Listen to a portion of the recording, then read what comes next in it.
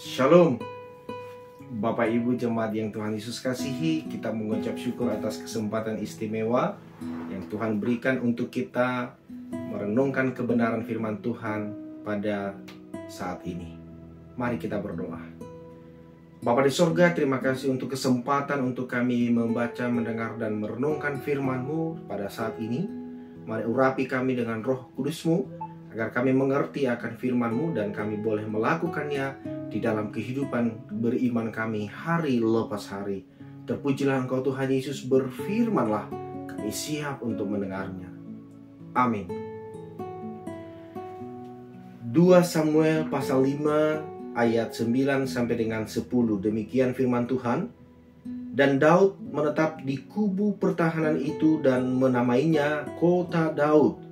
Ia memperkuatnya sekelilingnya mulai dari Milo ke bagian dalam. Lalu makin lama makin besarlah kuasa Daud, sebab Tuhan Allah semesta alam menyertainya. Melalui bacaan ini kita merenungkan kebenaran firman Tuhan dengan tema ketika Tuhan Allah semesta alam menyertai. Saudara-saudara yang Tuhan Yesus kasihi,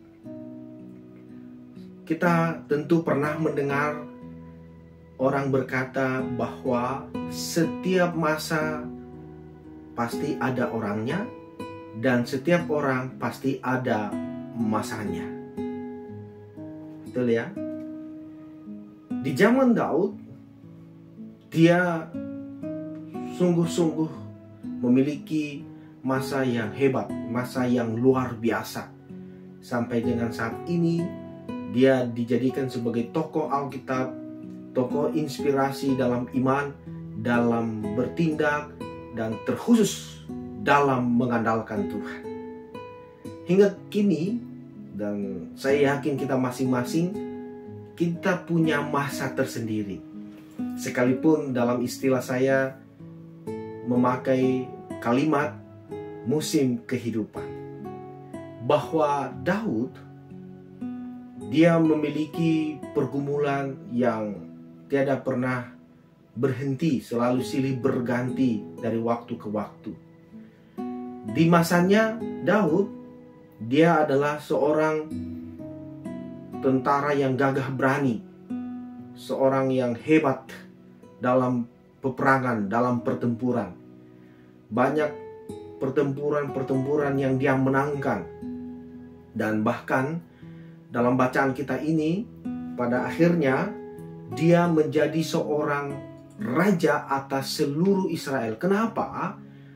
Karena setelah Saul mati, Raja Saul mati, sementara sebelum kemudian Daud menjadi raja, banyak mungkin di antara kita yang tidak tahu bahwa ada raja atas Israel sebelum Daud. Yang kita kenal Saul, habis Saul, Daud. Tapi sebenarnya ada Isiboset yang menjadi raja atas Israel selama kurang lebih 2 tahun.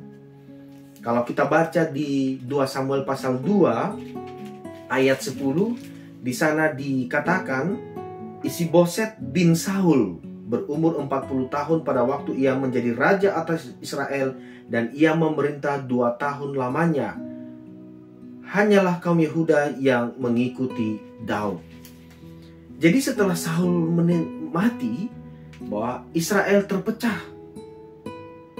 Dan sempat 2 tahun Isiboset memerintah sebagai raja. Nah, di sana terjadi banyak kekacauan, dan melalui Daudlah kemudian dapat menyatukan itu. Dia menjadi raja atas seluruh Israel, sekalipun pada akhirnya kembali pecah lagi di keturunan Daud selanjutnya. Sebenarnya itu terjadi kenapa? Dari Daud, dia selalu mengandalkan Tuhan. Anak-anaknya tidak ada yang sanggup hidup benar, hidup takut akan Tuhan seperti Daud. Akhirnya masa mereka selalu diwarnai dengan peperangan dan tidak ada yang membawa kemajuan. Saudara-saudara yang dikasihi oleh Tuhan, saya yakin kita pun mempunyai persoalan pergumulan. Istilah saya punya musim kehidupan. Jika kita ingin menikmati musim kehidupan yang baik, memiliki masa yang baik, saya kira meneladani Daud yang senantiasa mengandalkan Tuhan, itulah poin penting bagi kita. Marilah kita senantiasa mengandalkan akan Tuhan. Sebelum melakukan apapun, mari kita berdoa memohon petunjuk Tuhan, supaya kita tidak salah dalam bertindak. Karena kita percaya ketika Tuhan yang menyertai, maka berarti dialah yang bertindak. Seperti Daud, ketika dia mengandalkan Tuhan, maka kekuasaannya semakin lama semakin kuat, semakin luas dan semakin hebat.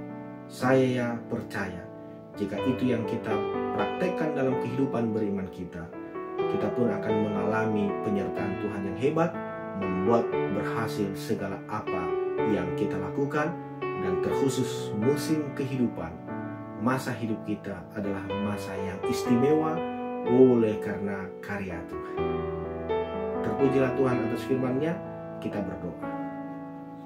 Bapa di sorga, terima kasih untuk firman-Mu. Biarlah kami senantiasa mengandalkan Engkau dalam hidup kami, menghadirkan Engkau, mengundang Engkau dalam segala laku hidup kami, dan dalam segala aktivitas hidup kami. Kami sungguh merindukan Engkau, Tuhan Allah semesta alam, menyertai. Karena ketika Engkau menyertai, maka ada banyak keberhasilan yang terjadi.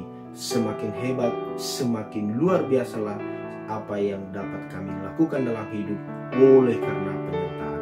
Bapa di sorga, berkati kami yang saat ini sedang mengalami sakit penyakit, sembuhkan kami, pulihkan Tuhan, supaya kami mengalami tubuh yang kuat sehat, dan dengan leluasa kami dapat beraktivitas hari lepas hari. Kami yang memiliki pergumulan demi pergumulan, kami bawa semuanya itu ke hadapan-Mu Tuhan. Buka jalan, berikan kekuatan, berilah kami damai sejahtera-Mu, dan kecukupan sungguh menjadi bagian kami, anak-anak-Mu. Ini doa kami, ini syukur kami. Dalam nama Yesus kami berdoa dan mengucap syukur. Amin.